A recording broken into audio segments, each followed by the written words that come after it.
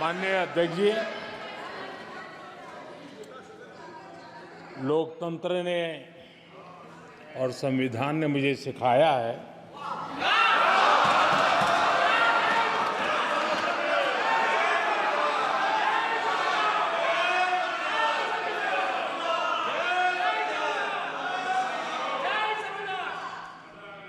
कि मुझे विपक्ष के नेता को गंभीरता से लेना चाहिए।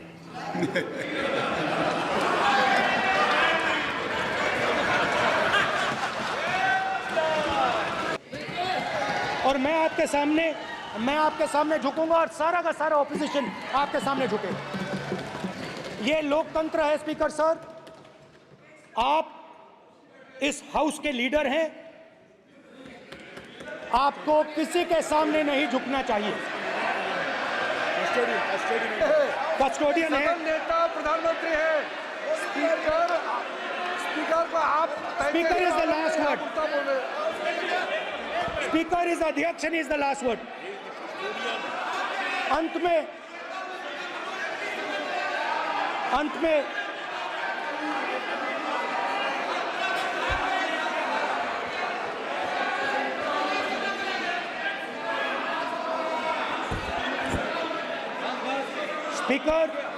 Speaker is the last word in the Lok Sabha, and in that spirit, Speaker is the last word in the Lok Sabha, and in that spirit, as members of the Lok Sabha, we are subservient to the Speaker. I believe that. Yes. Now, there might be people in this room who think they are not, but I think the entire opposition believes that we are subservient to you, sir. And we will listen to what you say, and we will bow in front of you.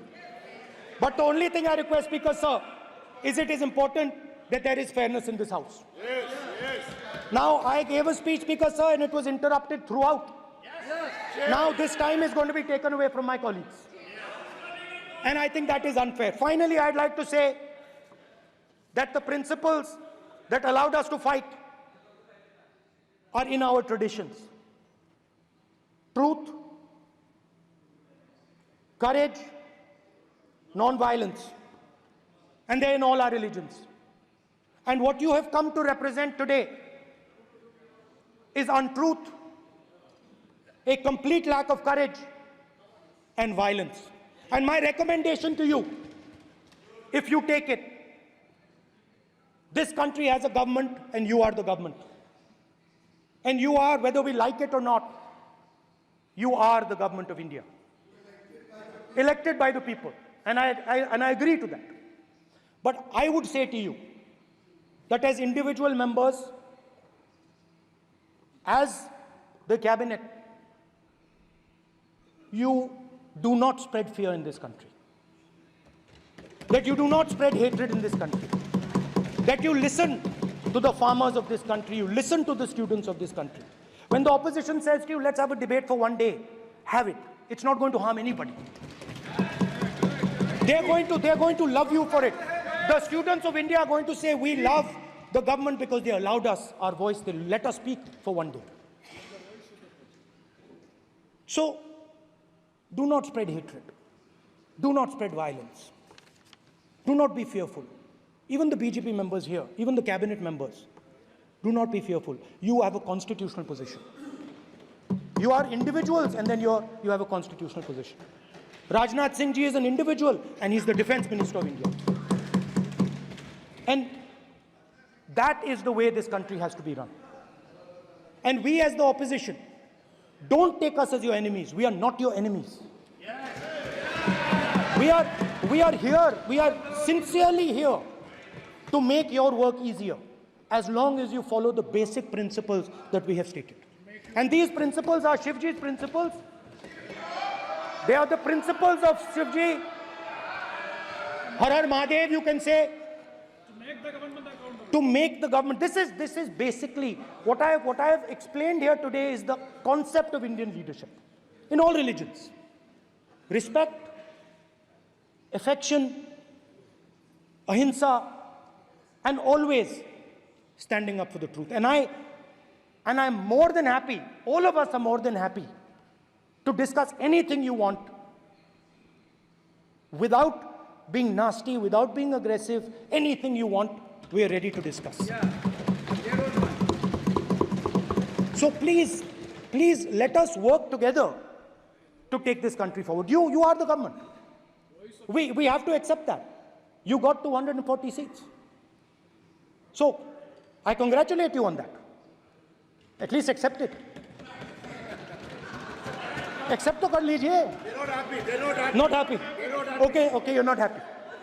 So I would say we want to both work for this country. Work with the spirit of bravery. Work without violence. Work without hatred. Thank you.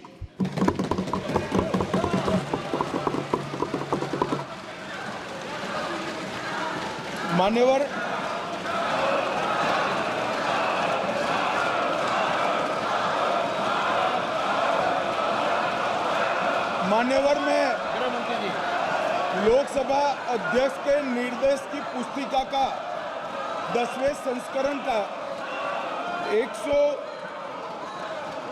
115वां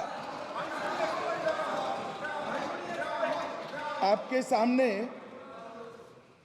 उल्लेखित करना चाहता हूं। इसके क से घ तक पढ़ेंगे तो ये बहुत स्पष्ट है कि कोई भी मंत्री या सदस्य भाषण देते वक्त तथ्यात्मक चीजें रखता है और सदन के कोई और सदस्य इसको ऑब्जेक्ट करते हैं या चैलेंज करते हैं तो आसन इसको सत्यापित करने का निर्देश दे सकता है। मान्यवर, विपक्ष के नेता ने भाषण में कई चीजें ऐसी रखी जो तथ्य नहीं है, सत्य नहीं है और समय समय पर यहां से ट्रेजरी बैंक ने सत्यापन की मांग की है। हम सब की ओर से मेरा आपसे निवेदन है कि इनकी स्पीच और ट्रेजरी बैंक से लिए गए सारे ऑब्जेक्शन को ध्यान में रखकर नेता प्रतिपक्ष को अपने भाषण में तथ्य बगैर की और सत्य न हो ऐसी जो बातें रखी गई है इसका सत्यापन करने के लिए आपका निर्देश मिले और हमें संरक्षण मिले। सत्यापन करेंगे। स्पीकर सर, आपने कहा कि डिबेट प्रेसिडेंट्स एड्रेस पे होनी चाहिए। ये जो मैंने किया है, अनुराग ठाकुर जी ने अयोध्या की बात की थी, अनुराग ठाकुर जी ने सनातन धर्म पर आक्रमण की बात की थी, इसीलिए मैंने ये किया है।